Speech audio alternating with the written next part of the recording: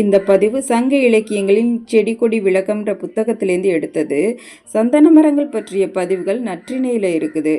சந்தன மரங்களில் புல்லுருவித்தன்மை, அதாவது பேராசைட்ஸ்ன்னு சொல்லுவாங்க.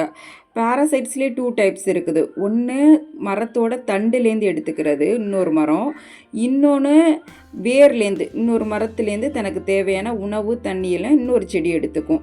இதில் சந்தன மரம் செமி பேராசைட்ஸ்ன்னு சொல்லுவாங்க. அதாவது இன்னொரு செடியோட வேர்லேருந்து இது தனக்கு தேவையான தண்ணியெல்லாம் எடுத்துக்கும். இந்தியாவிலேயே சந்தன மரம் மட்டும்தான் செமி பேராசைட்ஸ் தன்மையை சேர்ந்ததான். இது சின்ன கண்ணாக இருக்கும்போது நர்சரியில் கூட ஒரு கீரை கன்று வச்சு கொடுப்பாங்க. வளரும்போது நம்ம அதை விட்டுருவோம். இது பக்கத்துலேயே வேறொரு செடி கொடி இல்லாட்டுனா இது வைரம் பாயாதான். இதை நற்றிணையில் தனிமரம் நறுமணம் எய்தாது, நறுமணம் ஏறாதது வைரம் பாயாததுன்னு இருக்குது. நன்றி.